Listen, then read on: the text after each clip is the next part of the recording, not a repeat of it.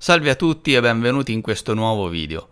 Ci eravamo lasciati con la fondazione di Slovensk la Grande, la prima città russa, chiamata in questo modo in nome di Sloven, che con suo fratello Rus andarono a popolare la parte settentrionale del Mar Nero, conosciuta nelle fonti come la Scizia Iperborea.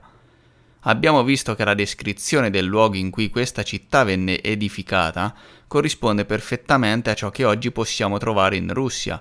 Slovensk la Grande infatti è l'odierna Kostroma, sulla baia di Kostroma, caratterizzata da un insieme di laghi interconnessi tra di loro che sfociano nel fangoso Volga, il Volkhov. Dal cronista russo veniamo poi a sapere che Rus, il fratello di Sloven, si stabilì in un altro luogo, a circa 50 miglia da Slovensk la Grande, e lì, tra due fiumi, edificò una città che chiamò con il suo nome Rusa. Uno di questi fiumi lo chiamò con il nome di sua moglie, Poruca, e l'altro con il nome di sua figlia, Polista. In seguito, sloveni e russi costruirono molte altre città, e da quel momento le genti di quei posti iniziarono ad essere chiamate con i nomi dei loro principi e delle loro città, slavi e rus. Anche se oggi è chiamata in modo leggermente diverso, questa antica città rusa è esistente ancora oggi e si trova esattamente alla stessa distanza da Slovensk la Grande, e cioè Kostroma. Questa è l'odierna città di Rusa, vicino a Mosca. Oltre a dirci di Rus, fratello di Sloven, il cronista russo ci racconta l'interessante storia dell'insediamento eretto in onore del dio del tuono Perun sul Volga, tra Jaroslav e Kostroma. Leggendo la storia scopriamo dettagli interessanti che non possono non farci drizzare le antenne.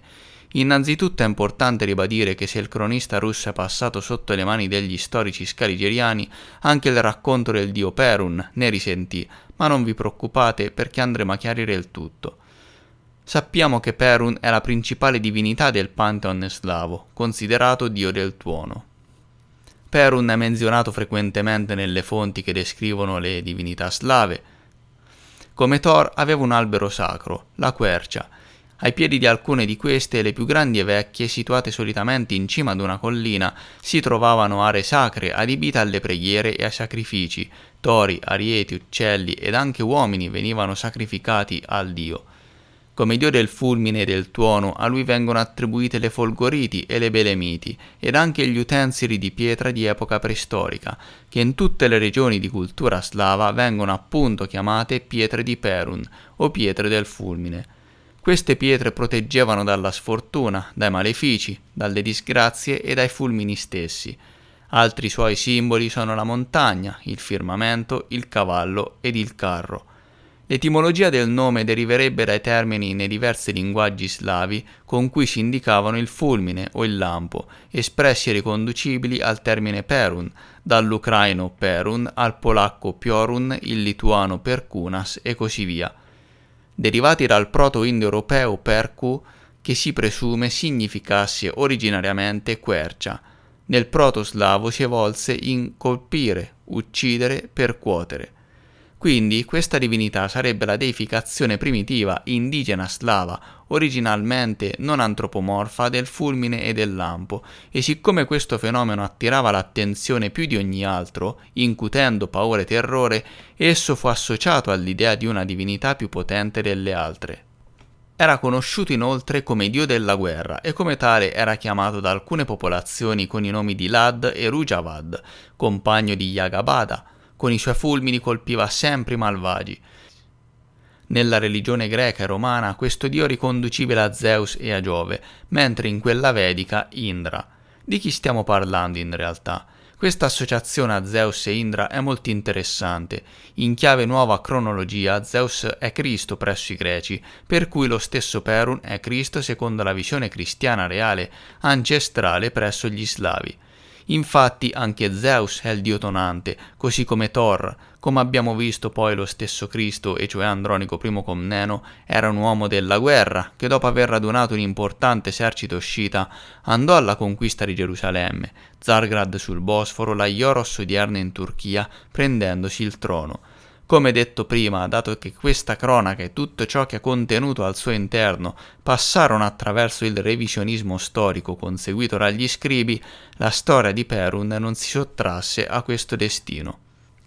Come sappiamo, nel XIV secolo, dopo la battaglia di Kulikovo, tra Costantino, e cioè Dimitri Donskoi, e il Khan Mamai, cioè Massenzio, il cristianesimo apostolico prevalse sul cristianesimo reale ancestrale, che prevedeva la divinizzazione della famiglia reale di cui Cristo faceva parte. A seguito di ciò il cristianesimo reale venne chiamato pagano, non cristiano, volendo intendere che i veri cristiani erano quelli ortodossi. Ma in realtà i personaggi che si veneravano in una e nell'altra tradizione erano semplicemente gli stessi. Per cui gli scribi, maledicendo le divinità slave pagane in questo caso, tra cui Perun, stavano maledicendo inconsapevolmente lo stesso Cristo, che è anche Zeus, Giove, in parte Hermes e Krishna, Odino, Thor e così via, nonché sua madre Maria, che nella tradizione cristiana reale, o meglio regale, propria della famiglia reale, era conosciuta come Afrodite, Venere, Iside, Ifigenia, eccetera. Ma cosa ci dice il cronista russo su Perun? Il figlio maggiore del principe Sloven era uno stregone e un santo demoniaco, feroce tra la gente, e a quei tempi con trucchi demoniaci compì molte stregonerie e prese la forma di una bestia feroce, un coccodrillo, e bloccò il corso del fiume Volkhov, il Volga. Di quelli che lo adoravano alcuni li divorò, altri li rovesciò e annegò. Allora gli uomini non erano illuminati, quindi lo chiamavano il maledetto, dio o tuono, Peruna, perché nella loro lingua il tuono si chiama Perun. Lo stregone maledetto fondò una piccola città per veglie notturne e incontri demoniaci in un certo luogo chiamato Perinia, dove si trova l'idolo di Perun. Le persone non illuminate parlavano favolosamente di questo stregone maledetto, seduto tra gli dei. Abbiamo condotto una grande indagine su quel maledetto stregone e abbiamo scoperto che è stato malamente sconfitto e strangolato dai demoni nel fiume Volkhov. Per stregoneria demoniaca il suo corpo maledetto fu trasportato lungo il fiume Volkhov e gettato nella riva vicino alla sua città magica, che ora si chiama Perinia. Lì fu sepolto, maledetto da persone non illuminate, con molti pianti e un grande funerale.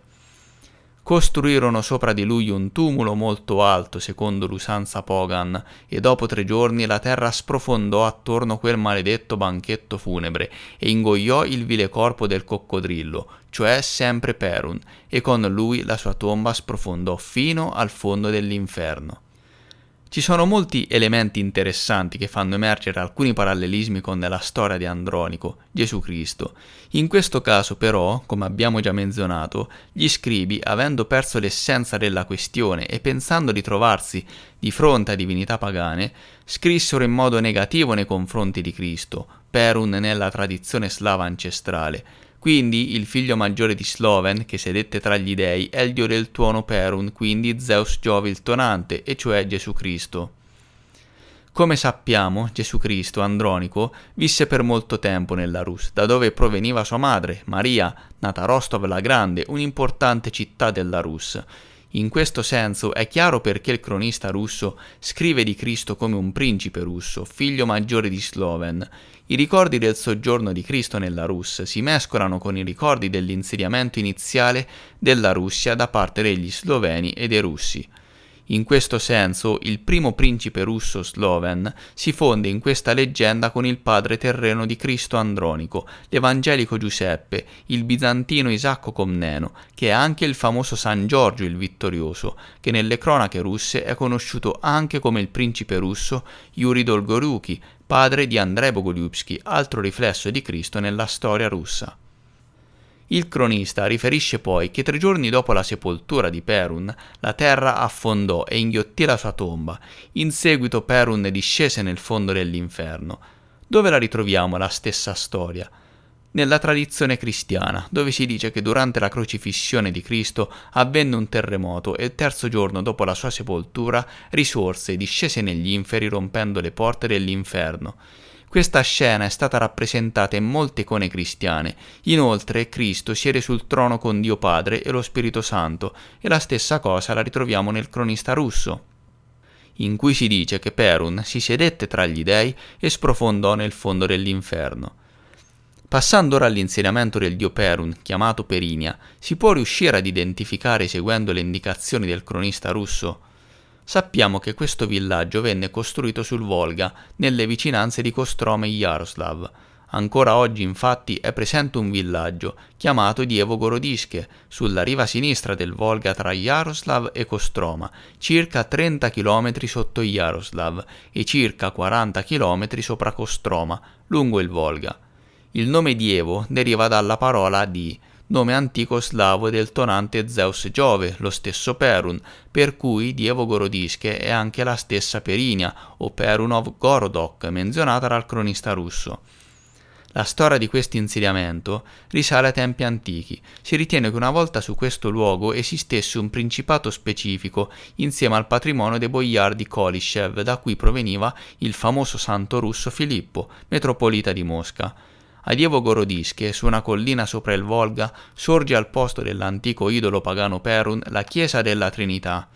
Nelle vicinanze, nel terriccio nero e sabbioso con carbone e pietre bruciate, sono state trovate ceramiche modellate senza ornamenti, risalenti secondo gli archeologi al primo millennio d.C., appartenente alla cultura di Jacovo. Come possiamo prendere questa datazione? Se Perun è Cristo nella cultura slava e l'insediamento Perinia è stato edificato da Perun e questo insediamento è proprio Dievogorodiske, siamo in realtà nel XII secolo, periodo in cui visse Andronico Cristo, e corrisponde al momento in cui visse nella Rus. Infatti, successivamente, nel XIV secolo, dopo la vittoria del cristianesimo apostolico su quello reale ancestrale diventato poi pagano, l'idolo di Perun, Cristo, venne tolto e fu edificata la chiesa della Trinità. E questo è il senso del concetto che vede gli odierni santuari cristiani essere edificati sopra i luoghi di culto pagani di un tempo. Per chiudere, perché Perun è chiamato coccodrillo nella leggenda? Il coccodrillo era un simbolo in realtà positivo, e questo era il simbolismo del cristianesimo reale, radicato nella culla egiziana dell'impero. Il coccodrillo, infatti, era utilizzato sugli zodiaci egiziani e a volte accompagnava il pianeta Venere, la controparte di Maria nel cristianesimo reale, e questo simbolismo è rimasto anche nella tradizione cristiana apostolica e lo ritroviamo a Valencia, in Spagna, dove, oltre al santuario dedicato alla coppa sacra da cui bevve Cristo, è presente la chiesa collegiata del Corpus Domini, dove sul muro dell'atrio è presente un coccodrillo. Ancora una volta emerge una storia interessante dal cronista russo, che si intreccia perfettamente con quanto abbiamo raccontato finora della storia in chiave nuova cronologia, e più andiamo avanti e meglio è, fidatevi. Verranno fuori ulteriori informazioni interessanti, capaci di far riscrivere la storia. Per ora vi ringrazio per aver guardato il video, lasciate un mi piace per supportare gratuitamente il canale, commentate ed iscrivetevi azionando la campanella se ancora non lo avete fatto per non perdervi i futuri video. Grazie ancora e a presto.